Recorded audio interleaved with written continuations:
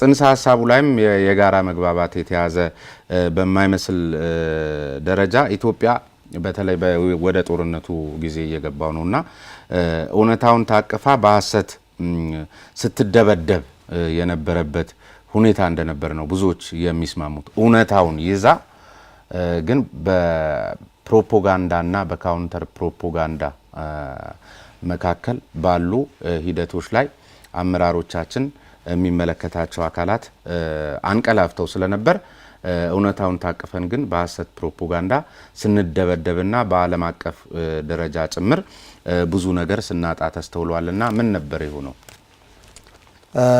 ይሄን ነገር ከምን አንፃር ብናየው ጥሩ መሰለ? ከጦርነቱ ዓላማ ተነስ። ይሄን ለማወቅ የጦርነቱን ዓላማ እና የጦርነቱ የተከተለውን ስልት ከመገንዘብ ነው ይሄን ነገር መረዳት የሚቻለው። የጦርነቱ መሰረታዊ ዓላማ ምንድነው? ኢትዮጵያን በኃይል ገዝቼ እንደፈለኩ የበዘበስኩ የበላይነቴን አረጋግጬ እኖራለሁ። ይሄም ካልሆነ ህዝቦቿን አዋርጄ ለውርደት ዳርጌ እበትናቸዋለሁ የሚል በጥቅም ትስስር የተደራጀ የጥገኛ ቡድን አንድ። በሌላ መልኩ ደግሞ ኢትዮጵያ ህብረ ብሔራዊነቷን ይዛ ትቀጥላለች። የኢትዮጵያ ህዝቦችም በሀገራቸው ሉዓላዊነት ኮርቶ የሚኖሩ አንዱ የበላይ አንዱ የበታች ሳይሆን ሁሉም እኩል የሚጠቀምበት ሀገር ትፈጠራለች በሚሉ ኢትዮጵያውያን እና በእነዚህ ቡድን መካከል የተደረገ ጦርነት ነው። ኢትዮጵያን በማፍረስ የተነሳና ኢትዮጵያን ለመታደግ የተነሳ ኃይል ነው። ይሄ ኢትዮጵያን ለማፍረስ የተነሳው ኃይል በዋነኛነት በራሱ አቅም ብቻ የተመሰረተ አይደለም። ከውጭ ኃይሎች ጋር በቀጥታ ግንኙነት ያለው ነው።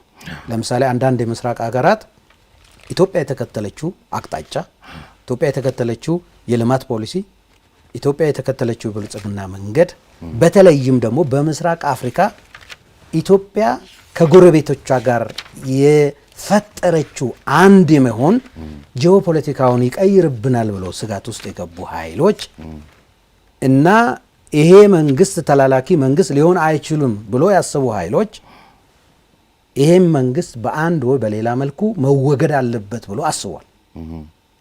እነዚህ የሽብር ቡድኖቹ የጥቅም ሰንሰለት ኢትዮጵያን ከቻሉ በኃይል ሊያስተዳድሩ ካልቻሉ ህዝቧን አዋርዶ ሊበትኑ የተነሱ ኃይሎች ከነዚህ ኃይሎች ጋር ተቀናጁ።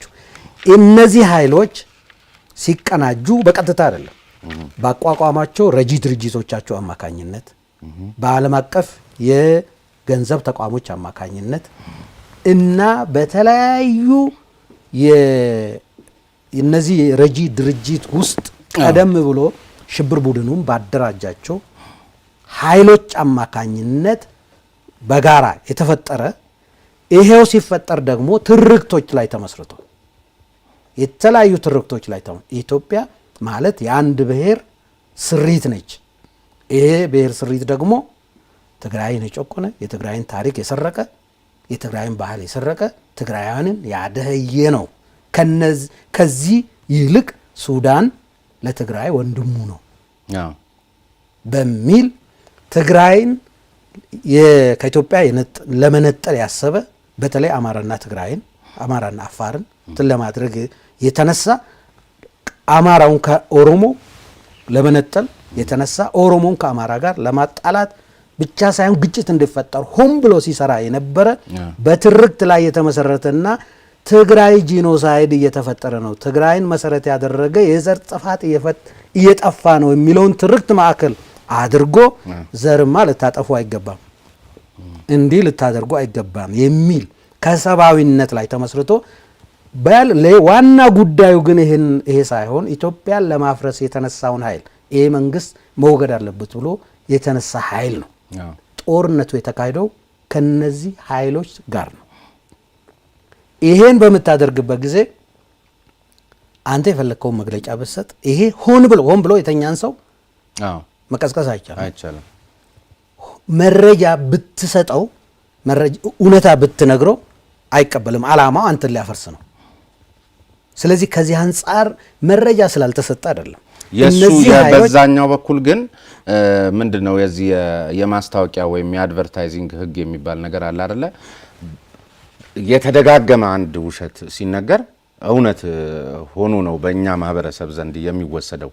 ስለዚህ አውቆ የተኛን እኛ ስንቀሰቅስ አንውልም ብላችሁ እናንተ በማሰብ እነዛ ደግሞ እናንተ ወግ ባህሉን ይዛችሁ ነው፣ እነዛ ደግሞ ሳይንሱን ይዘው እየደጋገሙ ብዙ ሰው ሲያሳስቱ ስለነበር እውነት ነው። በእኛ በኩል ድክመት የለም አይደለም። በእኛ በኩል በጣም ድክመት አለ። አንደኛ እነሱ ቀደም ብሎ በተዘጋጁበት አግባብ በእኛ በኩል ዝግጅት አልነበረ። በዚህ አይነት ለምሳሌ አሁን እነሱ ሲሰሩ አንዱ ቀደም ብዬ የነገርኩን፣ ሁለተኛ የጦርነቱ ባህሪ እነሱ የሳሉት 40 በ60 በሚለው ነው። 60% ፕሮፓጋንዳ ነው፣ 40% ውጊያ ነው። ከ40%ቱም ደግሞ በፐብሊክ ዌቭ ወይም ደግሞ በህዝባዊ ማዕበል ነው የምናደርገው እንጂ በፊት ለፊት ውጋ አይደለም ብሎ ወስኖ ነው። በዚህ መሰረት የተዘጋጀ ሁኔታ አልነበረም። ይሄን ሲያደርጉ የኛ እኮ የኮሙኒኬሽን አልነበረም እኮ የመንግስት ኮሙኒኬሽን ይባል አልነበረም። አጥፍተነዋል ኦልሬዲ ማለት ነው። ይሄ አልነበረም፣ በአድሆክ ነበር የሚሰራ የነበረው። ስለዚህ ያንን ካውንተር ፕሮፓጋንዳውን ለመስራት የነሱን የጦርነት ስትራቴጂውን ማወቅ አለብህ። ይሄን ስትራቴጂ ደግሞ በደንብ አንጥረ ለይተ ማፍረስ አለብህ። በጥናት ላይ ተመስርተ ማፍረስ አለብህ። ለምሳሌ ይሄ በኋላ ነው መንግስትም በደንብ ነገሮቹን እየተረዳ ይሄ ተቋም አስፈላጊ ነው ብሎ ተረድቶ ወደ እንትን የገባው በኋላ ነው። እኛ ከተደራጀን በኋላ እነዚህን ነገሮች ሰርተናል። ቢያንስ 85 ገጽ ሚስጥራዊ ሰነድ የሚባለው የህወሓት በወጣ ጊዜ መረጃው ደርሷል። እናንተም ተመስርታችኋል። እንዴት አድርገው በቤተሰብ ደረጃ ጭምር ሳይቀር ውጥናቸውን ለማሳካት ሴራውን በደንብ ተተንትኗል። እዛ ላይ ይሄ ወታደራዊ ስምሪቱን ብቻ ሳይሆን አጠቃላይ በከተማ ያላቸውን መዋቅር ሁሉ እንዴት አድርገው እንደሚጠቀሙበት በእርግጥም ተጠቅመውበት እዚህም እዚያም እንደው ለበዛ ክፋት ባንዳረግም ግባቸውን መተውበታል በሚያስችል ደረጃ እዛም እዚህም የሰሯቸው ስራዎች እኮ አሉ። እነዚህን ስራዎች በዛ መመሪያ መሰረት ነው። ያ መመሪያ ግን በሚገባውና በጥልቀት ደረጃ ለህብረተሰቡ አንዳንድ ጊዜ እኮ ሰፈር ውስጥ ተራጠብ የሚመስልን ነገር ወደ ብሔር ግጭት ለማዞር የሚደረገው ጥረት እዛ 86 ገጽ ሰነድ ላይ አለ። ስለዚህ ህብረተሰቡ ባላወቀው ባልሰማው የግለሰቦች ጠብ ውስጥ ለማገላገልም ለምንም ሲነከር በደንብ ታቅዶበት ነውና ይሄ እንዳይሆን ቀድማችሁ እሱን በአግባቡ የማብራራት ስራም ተሰርቷል ብዬ አላስብም። እንደ ምሳሌ ብንወስድ ምን መሰለ የሰነዱ አጠቃላይ ያ ሰነድ የፖለቲካ ሰነድ ነው። ኦቨርኦል እንትናቸውን ይገመግማል፣ ያስቀምጣል። ነገር ግን የፕሮፓጋንዳና የአጠቃላይ ኢትዮጵያን የማፍረስ ውጥናቸውና እቅዳቸው እኮ የትላንት የ2 ዓመት የ1 ዓመት ስራ አይደለም። የብዙ ዓመት ስራ ነው። አደረጃጀቱም በለው ኔትወርኪንግም በለው ቀደም ብሎ የተዘጋጀ በዚህ ላይ ተመስርቶ ሲሰራ የነበረ ነው። ያ ተደራቢ ሆኖ የበለጠ ማንቂያ ሆኖ የመጣ ነው እንጂ ቀድሞ የነበረ ነው። አደረጃጀቱ አሰራሩም የነበረ ነው። ሌላው ኃይል በልበ ብርሃን ነው ሲሰራ ነው። ግን እዚህ ላይ ዶክተር ከዚያ ደግሞ እኮ እንግዲህ አሁን ኢትዮጵያን የማፍረስ ስራው የ2 ዓመት ጉዳይ አይደለም። ላለፉት በርካታ ዓመታት ሲሰራበት ሲጠና የነበረ ነው ብለውኛል እርሱ አይደለ?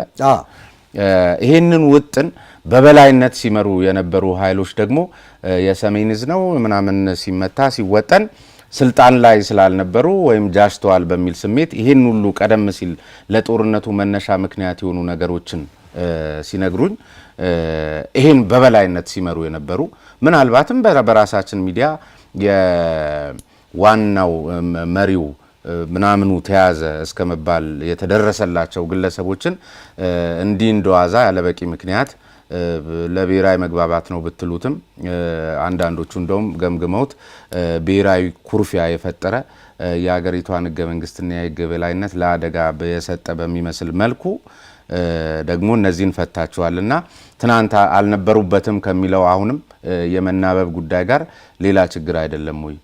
ምክንያቱም ልክ ነው ኢትዮጵያን የማፍረስ ብሔርን ከብሔር የማጋጨት የመሳሰሉት የተወጠኑት ትናንት የዛሬ 2 ዓመት ሳይሆን ቆይቷል። ይህን ደግሞ በበላይነት ሲመሩ የነበሩ ሰዎች ሌላ ምክንያት ተፈጥሮላቸው ቡድናቸው ከሽብርተኝነት ወይም ሽብርተኛ ከሚለው ስያሜ ጭምር ሳይነሳ በሽብርተኝነት የገባን አካል እንዲንዷዛም የተለቀቁበት ከቀረቡት ምክንያቶችም አንዱ ሽምግልና ቢባል እንጂ እስከነ ሽምግልናቸውም እንግዲህ በዚህ እድሜያቸው ጭምር ለእርቅ ለሰላም መቆም ሲገባቸው በረሃ ድረስ ወርደው ጦር አንግበው የነበሩ አካላት ጭምር መሆናቸው የቅርብ ጊዜ ትዝታችን ሆኖ ሳለ በዚህ መንገድ ደግሞ ከመፍታታችሁ ምክንያታችሁ ማዕቱን ህዝብ አስቆርፎታል። አሁን ያለው የለጣ ኃይል ጥላቻ የኢትዮጵያን መሰረት መሆን አይገባውም ብሎ ያምናል። በጥላቻ ኢትዮጵያን መገንባት አይገባም ብሎ ያምናል። ችግሮች በውይይትና በድርድር ሊፈቱ ይገባል ብሎ ያምናል። ይሄ ዛሬ አይደለም፣ ገና ሲመሰረት ጀምሮ ሲያደርጉ ገና አሸባሪ ናቸው ተብሎ ተሰዶ የነበሩትን መልሶ አገር ውስጥ እንዲገቡ ካደረገበት ጊዜ ጀምሮ በተጨባጭ ተግባር ያሳየ ነው። ስለዚህ አሁን የአንድ ግለሰብ የሁለት ግለሰብ መፈታት ጉዳይ አይደለም። ይሄ እነዚህን ኃይሎች ሀገር ያጠፋ መመሪያ ያወጡ አካላት ናቸው። አንዱ ሁለት መሆናቸው አይደለም። እየመጣው ምንድነው የእነዚህ ሰዎች እዛ እስር ቤት በማቆየት ለውጥ ልታመጣ አትችልም። ለውጥ የምታመጣው መልአተ ህዝቡን በማሳመን ነው። ለምሳሌ የትግራይ ህዝብ እንዴት ነው የሚያስበው? እኛ የኢትዮጵያ መንግስት የኢትዮጵያ ህዝብ ከትግራይ ህዝብ ጋር ጥላቻ የለውም። በጥላቻ የለውም ብቻ ሳይሆን በተለየ ሁኔታ እንዲጎዳ አይፈልግም። እንደ ማንኛውም ዜጋ እኩል እንዲጠቀም ነው የሚፈልገው። አንዱ የበላይ እሱ የበታች እንዲሆን አይፈልግም። ስለዚህ ዘላቂ ጥቅም ነው የሚያዋጣን፣ በመቻቻል በመፈቃቀር ነው የሚያዋጣን። የነሱ ጉዳይ ግን ከትግራይ ህዝብ አኳያ ብቻ ነው መታየት የነበረበት ወይስ ሂሳብ ከተወራረደበት ህዝብ አኳያ ነው ወይስ ሂሳብ አላወራረዱም ብላችሁ ነው የምታምኑ? ወደ እሱ በኋላ እንመጣበታል። የነዚህ ሰዎች ተለቀቁ የተባሉ ሰዎች በዋነኛነት በዚህኛው የጦርነት እንቅስቃሴ ውስጥ ተሳትፏቸው ዝቅተኛ ነው። ቀደም ብለ ይሄ ጦርነት የተፈበረከው እርሶ ነገሩኝ እኮ የዛሬ 20 ምናምን ዓመት በወጣ ሰነድ ሀገሪቷን ለማተራመስ እርስ በርስ ግጭት ፈጥሮ በስልጣን የበላይነት ለመቆየት ታስቦበት በረሃ የተሰናዳ ሰነድ ነው።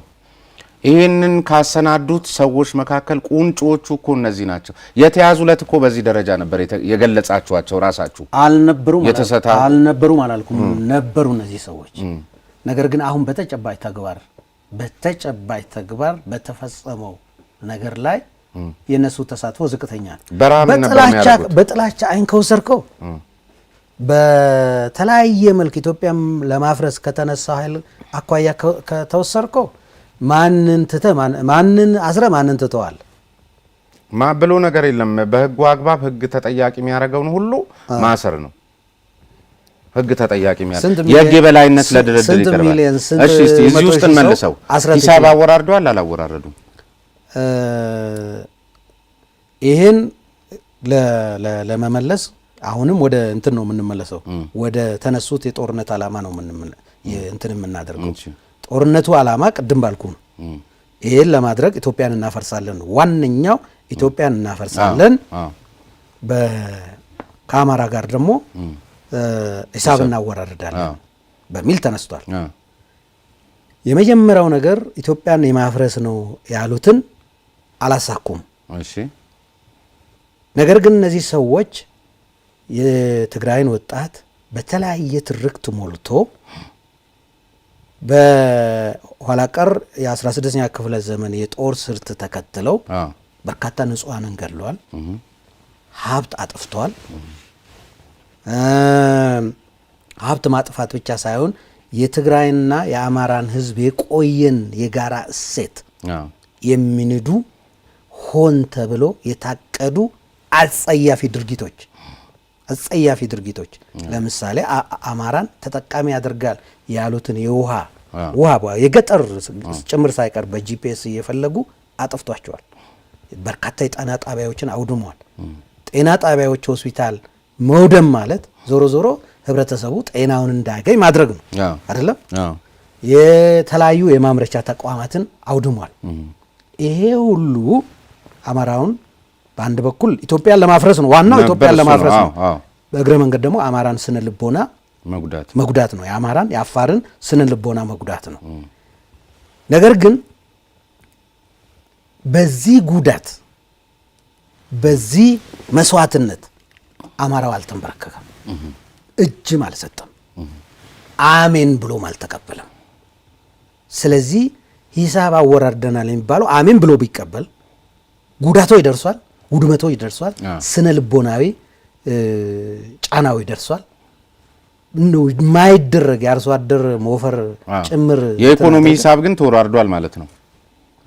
በርካታ ውድመት አድርሷል በዚህ ረገድ። ይሄ ማድረግ እነሱ ያሰቡት ምንድን ነው? በየሄዱበት ቦታ አማራ ማለት ኢትዮጵያ ማለት እኛ ነን፣ ጀግና ማለት እኛ ነን፣ የኢትዮጵያ ታሪክ ማለት የኛ ነው ያሉት። ይሄን ብሎ ቢቆዩ ሂሳብ አወራርደናል እንላለን። ይሄም ብሎ አማራም ሰጥለት ገብቶኛል። ግን እንትኑ ነው 40 ዓመት ወደ ኋላ ተመልሷል። እሱ ሌላ ጉዳይ ነው። ያሰቡት ዓላማ አልተሳካም። 40 ዓመት ግን ወደ ኋላ ተመልሰዋል ክልሉ ብሎ የክልሉ ስታቲስቲክስ ኤጀንሲ እሱ ምን መሰለህ ዝርዝር ጥናት ይፈልጋል። አሁን እኔ 30 ዓመት አጠናን ብለው ማለት ነው ወደ ኋላ ተመልሶ አይ እሱ ምን መሰለህ አንዳንዴ ዝም ብለህ ፋክት ነው መነገር ያለበት አይደለም እንዴ? ምክንያቱም ብዙ ጭቅጭቅም ስለፈጠረ ነው። ሌላ ምን ሰምተናል? ያለፉት 30 ዓመታት የጨለማ ዘመኖች ናቸው ሲል የነበረ አመራር ወደ 30 ዓመት ወደ ኋላ ተመለስን ሲል ምን ማለቱ ነው? ወይ አንዱን ማመን ነው፣ ተሰርቶ ከነበረ መሰራቱን ማመን ነው፣ ያልተሰራ ከነበረ ደግሞ ወዴትም አልተመለሰም በነበረበት ነው ቆሞ የቀረው ከሚል አኳያ የጨለማ ዘመን ማለት እኮ ፊዚካል የህንጻ ስራ አይደለም፣ ሁሉንም ጠቅልሎ የመንገድ ስራ አይደለም። መንገድ አልተሰራም አይደለም አልተባለም። የብልጽግና ሐሳቢም እኮ የነበረውን አፈርሳለሁ አላለ።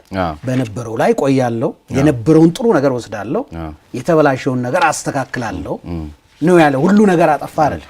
የጨለማ ዘመን ነው የተባለው ሰው በሰውነቱ ማይከበርበት አንተ የማንነት መብት እኩልነት መብት ተሰጥቶ በእኩልነት ኤክሰርሳይዝ ማድረግ የማትችልበት የራስን ክልል አስተዳደር ተብለ አንተ የራስን ክልል ማስተዳደር የማትችልበት አንተ በሀገር ጉዳይ የጋራ ወሰናለሁ ብለ በሀገር ጉዳይ ያንተ ድምጽ የሌለበት ያን ለማመላከት ነው የጨለማ ዘመን እንጂ ስራ አልተሰራም አልተባለ። የውጭ ዜጎች ያኗኗር ስርዓትስ እንዴት ነው? ኤርትራውያን እኛ ሀገር የሚታዩት እንደ ውጭ ዜጋ ነው ወይስ እንደ ስደተኛ ነው?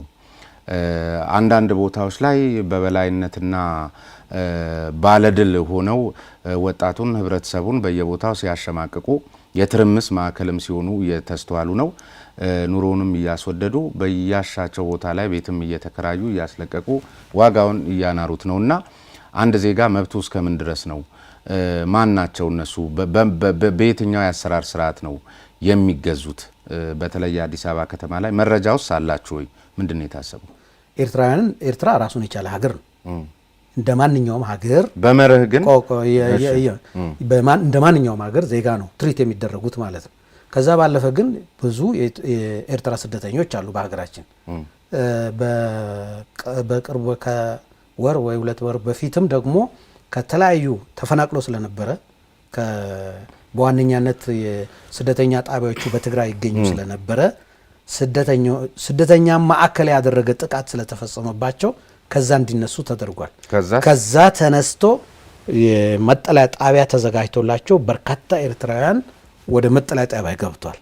አሁን በመጠለያ ጣቢያ ነው የሚኖረውት ወይስ እያንዳንዱ የአዲስ አበባ ከተማ ኮንዶሚኒየምን ማን ነው ያዘው? ኖ በተለያየ መልክ መጠለያ ጣቢያ የሚኖሩ ኤርትራውያን አሉ። ማህበረሰቡ በተለያየ መልክ መጥቶ ማህበረሰብ የሚኖሩ ሊኖሩ ይችላሉ። ይቻላል እንደሱ ስደተኛ ሆኖ እንደ ማንኛውም ዜጋ ማህበረሰብ ውስጥ ቤት ተከራይቶ ማመስ ይቻላል? አይቻልም። ስለዚህ ይሄ መረጃ አለ። ይሄ ስለመኖሩ እርግጠኛ አይደለሁም። በዚህ መሰረት ማለት ነው እርግጠኛ አይደለሁም። እናጠራለን። ስለዚህ ይህንን መነሻ አድርጋችሁ ማጥራት እሱ እንግዲህ የሚመለከታቸው አካላት አሉ። መረጃውንም እናጠራለን። ያው በዚህም እየተከታተሉ ነው፣ ያውቁታል ማለት ነው። ባለፈው የአመራር ስልጠናችሁ ላይ የበዛ ቋንቋናም እንዳትሆኑ አባካኝም እንዳትሆኑ የሚል ማሳሰቢያ ከክቡር ጠቅላይ ሚኒስትሩ ተሰጥቶ ነበር። ሰሞኑን በከተማችን አንድ ከአባካኝነት ጋር የተያዘ ማአት ነገር ነበረ። ምናልባት እንደ ህዝብ እንዲህ አይነት ነገሮች ማህበረሰቡ ላይ ሊፈጥሩት የሚችለው ተጽዕኖ ሊኖር ስለሚችል በቀጥታ ባይመለከቱትም የሆነ ነገር ቢሉኝ ደስ ይለኛል። አዎ እንግዲህ ይሄ በተለያየ በማህበራዊ ሚዲያ ሲዘዋወር አይቼዋለሁ። ዞሮ ዞሮ ምንድነው ተሳታፊውን ማህበረሰብ ተስፋ እንዳያስቆርጥ የሆነ ነገር ተገንዝቤያለሁ። ምንድነው የስልጠናው መንፈስ አመራሩን ማዘጋጀት ነው። አመራሩ ለቀጣይ ተልእኮ ማዘጋጀት ነው። ኢትዮጵያን ለማሻገር የሚችል የለውጥ አመራር እንዲመጣ ነው የተፈለገው። አመራሩ የህዝብ አገልጋይነት መንፈስ ተላብሶ ከግለኝነት ባህሪ ተላቆ ሚዛናዊ ሆኖ ህብረተሰብ እንዲያገለግል የሚያስችለው የክህሎት የእውቀት ስልጠና ነው የተሰጠው። ይሄ ስልጠና ለመነሻ ነው የተሰጠው እንጂ ፓርቲው አሁን እያደረገ ባለው መልክ ራሱን ለማጥራት ጊዜ ስላልነበረው ወደ ስራ ለመግባት የሚያስችለው መንደርደሪያ ነው። ያ ስልጠና እንደ መንደርደሪያ ነው መታየት ያለበት። አሁን ከዚህ በኋላ የሚፈጠሩ ናቸው አመራሩን የበለጠ የሚያጠሩ እንትን የሚያደርጉት።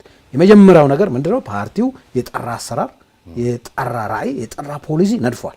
በዚህ የጠራ ፖሊሲ በዚህ የጠራ አቅጣጫ ላይ ደግሞ አባላቱን መኮትኮት አለበት። አባላቱን ለመኮትኮት ደግሞ ማጥራት አለበት። አሁን የጀመረው የማጥራት ስራ ተጠናክሮ በጉባኤ ተጠናክሮ ይወጣል። ህዝቡ ጥሩ አገልጋይ ይፈጠራል ብዬ አምናለሁ። ከዛ ባለፈ የተለያየ አባካኝነት ሊነሳ ይችላል። አሁን የተባለው ህንፃ ከአመት በፊት 2 ዓመት በፊት የተጀመረ ህንፃ ነው። ስለዚህ አሁን አባካኝ አትሆኑ ከሁለት ይሄ ስልጠና የተሰጠው ከ3 ወር በፊት ነው። አይገናኝም ማለት ነው ከዚህ ጋር። እና እንደዛ ነው። አንዳንድ ጊዜ ምንድን ነው መሰለህ ነገሮችን በይዘታቸው አናያቸው። ቀደም ብዬ ከነገርኩ አሁን ይሄ የህንፃ እንትን ከተለያየ ነገር ጋር ፕሮቮክድ ተደርጎ የሚመጣ ከተለያየ ነገር ጋር ፕሮቮክድ ሆኖ የሚመጣ ነው። ለምሳሌ የከተማ አስተዳደሩ የተለያዩ ግጭቶች ነበሩ። ከተለያዩ አብሮ ተያይዞ ሂሳብ እርስ በርስ ማወራረድም አለው። ግን ይሄ አለው ብሎ ደግሞ ይሄ ግን አይጠቅምም ለከተማ ገብቷል። ያም ልክ ነው ብሎ መውሰድም ትክክል አይደለም። ያም ትክክል ነው ብዬ አይደለም እኔ አላቆም እኔ ዝርዝር የተሰራበትን ምኑን ግን እኛ ለግንዛቤያችን ነገሮችን የምናይበት መንገድ አንዱ ላይ አንዱን እየደመርን ሳይሆን በየራሱ በተናጠል መሆን አለበት። እሱ በጣም መሰረታዊ ችግር ነው። አዎ አንድ የሆነ ስህተት ሊፈጸም ይችላል። እኔ እኮ ስህተት ሊፈጸም ይችላል። አዎ ልክ ነው። አንድ ስህተት ከፈጸምኩ ግን ሌላውንም እንትን ማለት ያንን መልሼ ያን አደርጋለሁ በሚል በተለያየ ትርክት የተደረተ ቢመጣ ሀገር ነው የሚያፈርሰው። አዎ እሱ ልክ አይደለም። ልክ ነው።